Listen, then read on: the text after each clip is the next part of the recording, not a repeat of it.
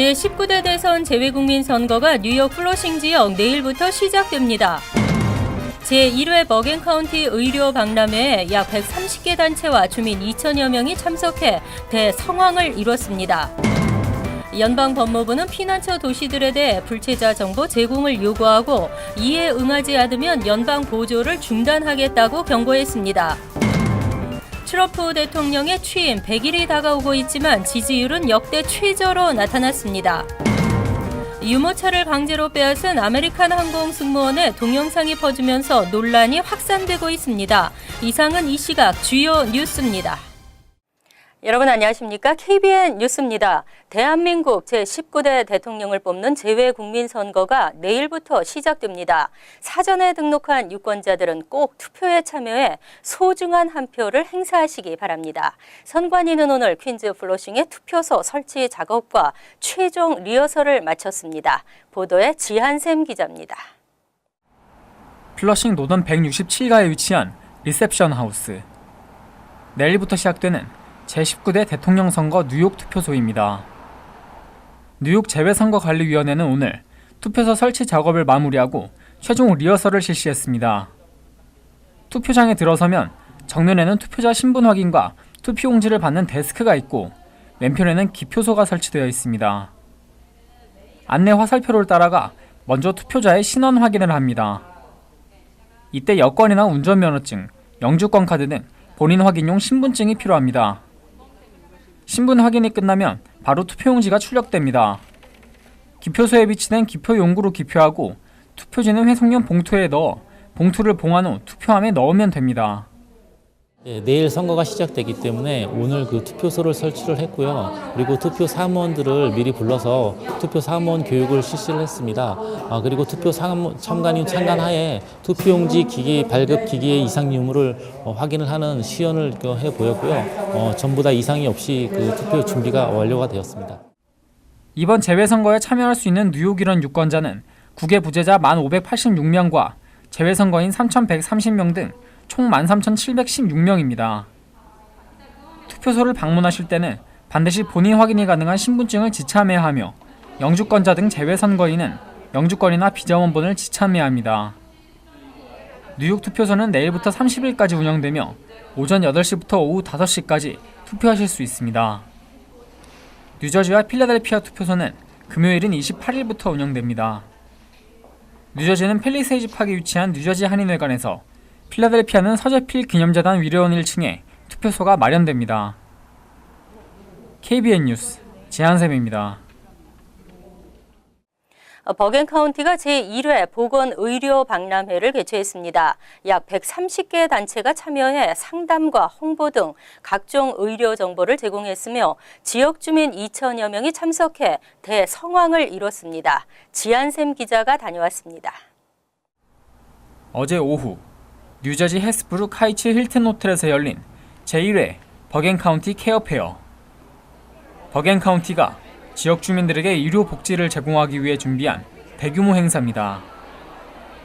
총 135개 의료 보건업체가 참석해 자신들의 서비스를 홍보하고 개별 상담을 펼치는 등 의료 정보를 제공했으며 특히 노인층을 위한 다양한 주제의 워크숍도 열렸습니다.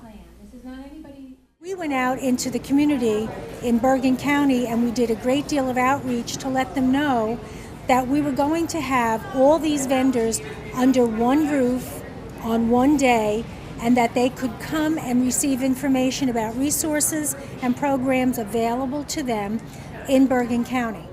카운티에서 우리한테 해줄 수 있는 게 뭐 노인 아파트 이것만이 아니고 핸디캡 또 멘탈 드럭 그다음에 베테런스 여러 분야가 있습니다.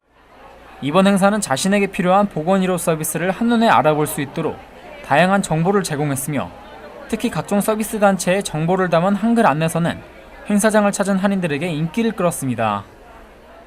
여러 가지 PR도 많이 하고 그래서 이렇게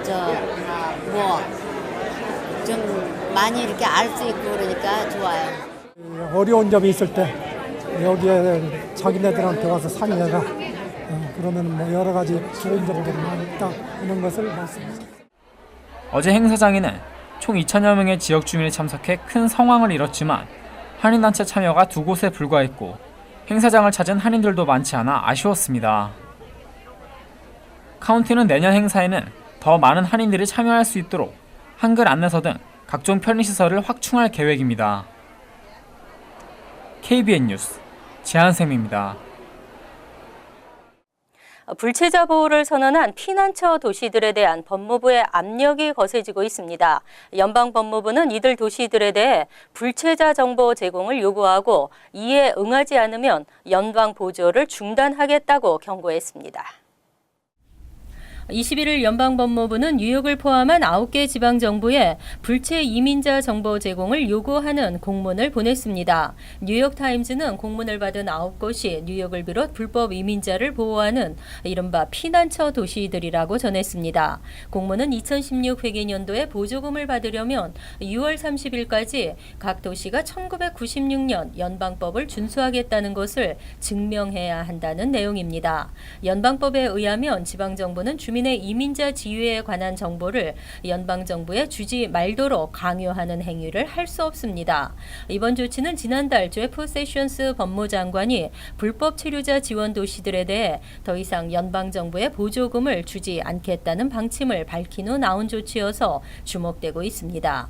공문이 발송된 지역은 뉴욕, 캘리포니아, 시카고, 뉴올리언스, 필라델피아, 라스베이거스, 밀워키, 마이애미 등으로 알려졌습니다. 한편 최근 강행하고 있는 불체자 급습 체포 작전은 대부분 불체자 보호 도시를 표방한 지역에서 벌어지고 있는 것으로 알려졌습니다. ICE는 불체자 보호 도시를 겨냥한 보복성 단속은 없다고 일축했지만 불체자 보호 도시를 겨냥한 것이라는 의혹은 짙어지고 있습니다. 트럼프 대통령의 취임 100일이 다가오고 있지만 지지율은 역대 최저입니다. 트럼프에 한 표를 던졌던 사람들은 여전히 그를 지지하는 것으로 나타났지만 절반이 넘는 사람들은 국정 운영 전반에 대해 반대했습니다. 워싱턴 포스트와 ABC 방송이 트럼프 대통령 취임 100일을 앞두고 미국인 1,004명을 대상으로 여론조사를 실시했습니다. 트럼프의 국정 운영을 지지한다는 응답은 42%, 지지하지 않는다는 응답은 53%로 집계됐습니다. 34대 아이젠하워 대통령 이후 최저 지지율입니다.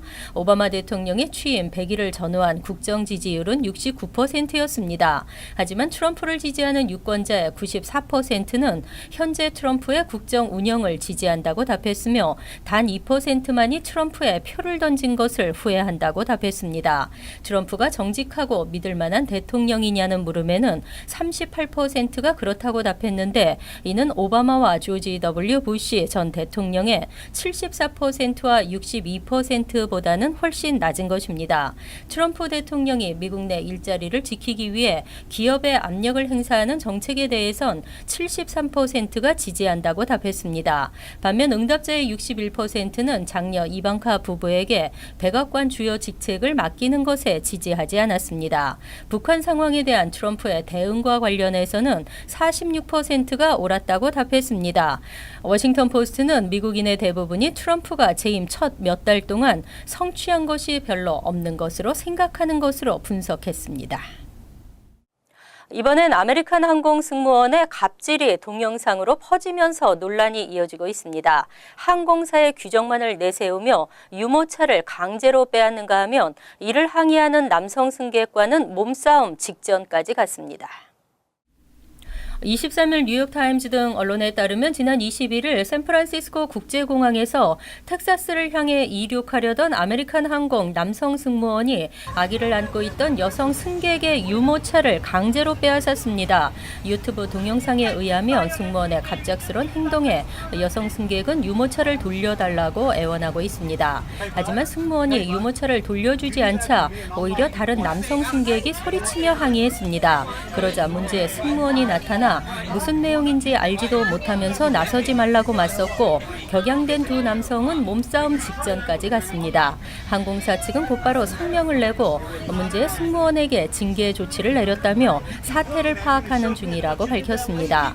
아메리칸 항공 측은 승무원의 이 같은 행동은 접이식 유모차에 대한 보안 체크 때문으로 파악했습니다.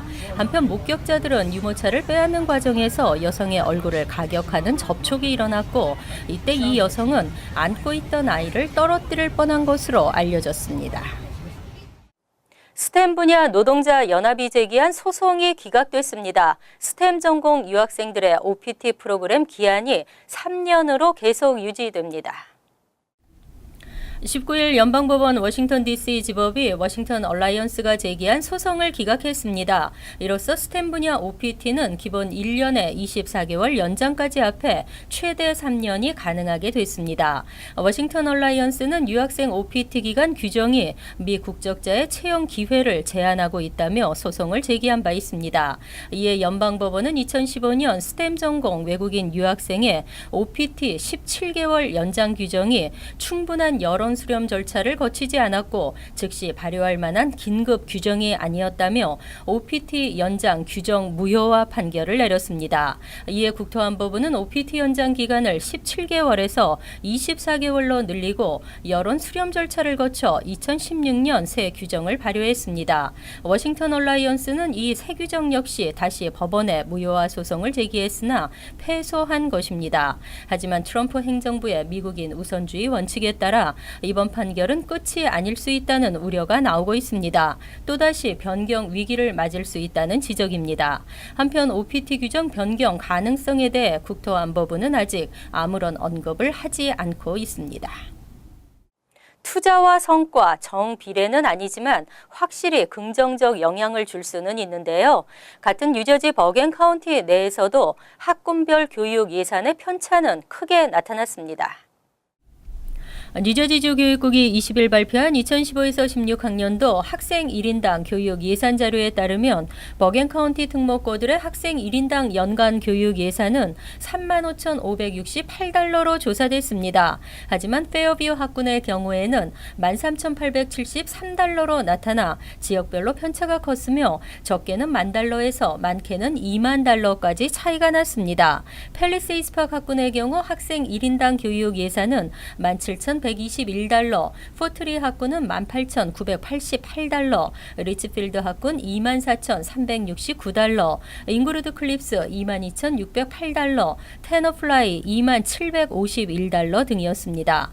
알파인 학군은 3765달러로 버겐 카운티에서 교육 예산을 많이 지출하는 곳 2위로 조사됐습니다.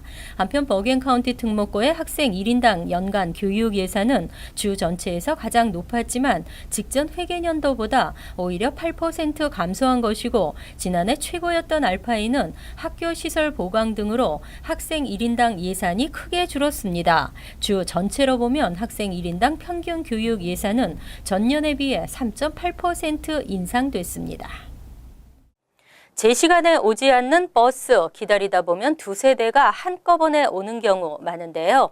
이른바 번칭 현상이 퀸즈 한인 밀집 지역 내에서 많이 벌어지고 있어 승객들이 아까운 시간을 낭비하고 있습니다. 버스 턴어라운드 캠페인이 최근 조사한 결과 다운타운 플러싱과 머레이힐을 포함하는 뉴욕시 20선거구 지역의 번칭 버스 비율이 8.4%에 달하는 것으로 나타났습니다. 번칭이란 2대 이상의 버스가 배차 시간을 지키지 않은 채 연달아 다니는 것으로 이 지역을 운행하는 버스 노선 24개의 번칭이 12대 중 1대꼴로 나타났습니다. 번칭 빈도가 가장 높은 버스는 퀸즈 플라자와 메인 스트리트 사이를 운행하는 Q66으로 13.2%를 기록했으며 플러싱, 프레시 메도우, 자메이카 등을 운행하는 Q17은 12.6%로 나타났습니다. 플러싱, 와이스톤, 베이사이드, 리들렉 등을 포함하는 19선거구에서는 15대 중 1대꼴로 번칭 현상이 나타났습니다. 가장 심한 버스는 칼리지 포인트와 자메이카 사이를 운행하는 Q65와 키세나 블러바드, 스프링필드 블러바드 등을 지나는 Q27로 12.4%였습니다.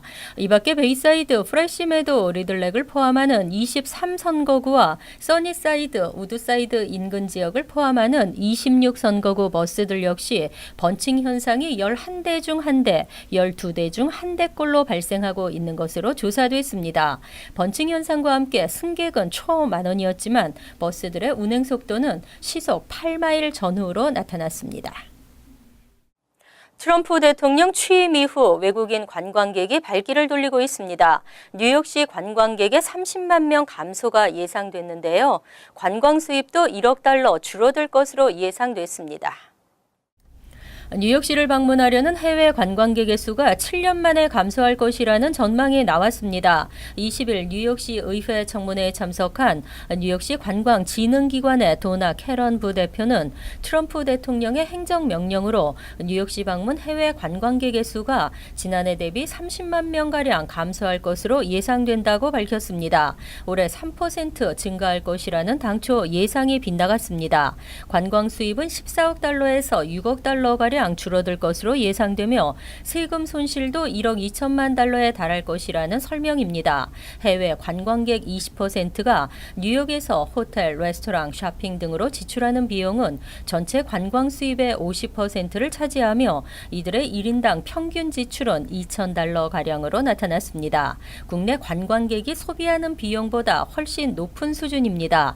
캐런 부대표는 해외 관광객들이 미 입국보다는 비자 발급과 입국 절차가 간편한 곳으로 발길을 돌릴 수 있다며 우려했습니다. 실제 기업 비즈니스 출장 연합이 조사한 최근 설문에서 미국 내 기업의 30%가 트럼프 대통령의 행정명령 이후 해외 출장 계획을 줄이고 있는 것으로 나타나 이러한 우려를 뒷받침했습니다.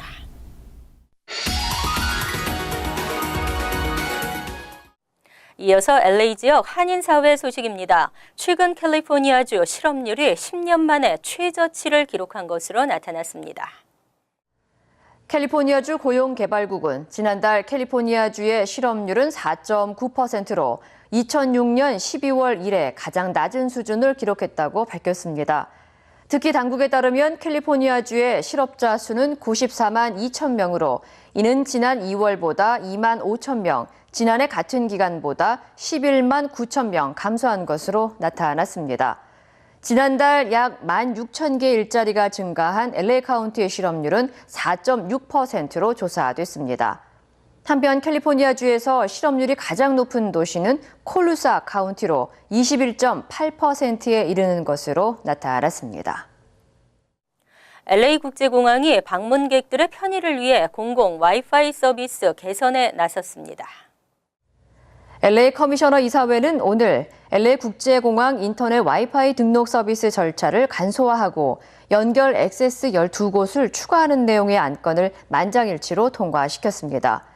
공항 당국의 공공 와이파이 개선안에 따르면 그동안 복잡한 확인 절차를 거쳐야 했던 와이파이 서비스 접속을 원클릭만으로 접속이 가능하도록 간소화했으며 공항 어느 장소에서든 원활한 인터넷 서비스 이용이 가능하도록 와이파이 액세스 포인트의 추가 설치 내용이 담겼습니다. 공항 당국은 공공 와이파이 서비스의 개선으로 방문객들이 보다 효율적으로 공항 이용이 가능해질 것으로 기대했습니다. 간추린 소식입니다. AP 등에 따르면 중국 연변 과기대 교수 출신이며 미국계 한국인인 토니 김 씨가 지난 21일 북한 평양에서 출국 수속을 밟던 중 북한 당국에 체포됐습니다.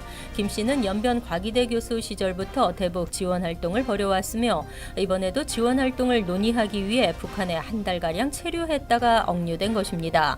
이로써 북한에 억류된 미국인은 한인 시민권자 김동철 목사와 대학생 오토 원비어에 이어 3명으로 늘어났습니다. 펜스테이션에서 22일 오후 1시 30분쯤 얼바니로 향하던 엠트랙이 허드슨강 터널 안에서 또 멈춰섰습니다. 원인은 엔진 결함인 것으로 알려졌으며 이 때문에 열차 안 200명이 넘는 승객들은 1시간 동안 열차에 갇혀 있어야 했습니다. 다행히 부상자는 발생하지 않았습니다. 최근 펜스테이션에서는 열차 탈선과 기기 결함, 지연 운행 등으로 승객들로부터 큰 불만을 사고 있습니다. 오늘부터 맨해튼 링컨 터널 인근 11에비뉴 34에서 37 스트리트 구간 도로 혼잡을 완화하기 위해 양방 통행이 시작됐습니다. 기존 11에비뉴 선상 양방향 도로는 37에서 40 스트리트 사이 3블록만 허용됐지만 37에서 40 스트리트로 확대한 것입니다. 또 34 스트리트 선상 12에비뉴에 들어오는 차량은 좌회전이 가능하고 횡단보도를 추가했습니다. 뉴욕시 교통국은 이 같은 조치로 링컨 터널 주변 교통 흐름이 개선될 것으로 예상했습니다. 오리가락 한국문화예술원 강은주 원장이 뉴저지 주정부로부터 지원금을 받아 태평무를 전수합니다. 강 원장은 한국 전통무용이 타민족 학생들에게도 큰 인기를 끌면서 한류 열풍을 몸소 체험하고 있다며 한국 문화를 미주 사회에 전파하는 데 지속적인 노력을 기울이겠다고 밝혔습니다. 강 원장은 8월 21일부터 3일간의 일정으로 한국문화 여름 캠프를 열어 왕비의 춤으로 알려진 태평무를 지도할 계획입니다. 환율과 증권 소식입니다.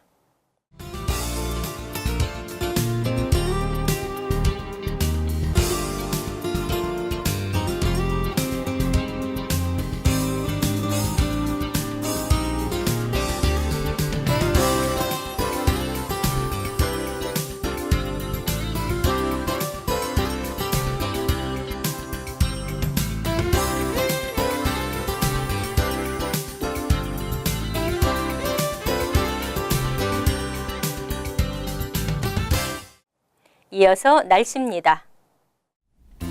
화요일은 흐리고 쌀쌀하겠으며 비가 내리겠습니다. 낮 최고 기온은 53도, 섭씨 12도, 밤 최저 기온은 50도, 섭씨 10도로 예상됩니다.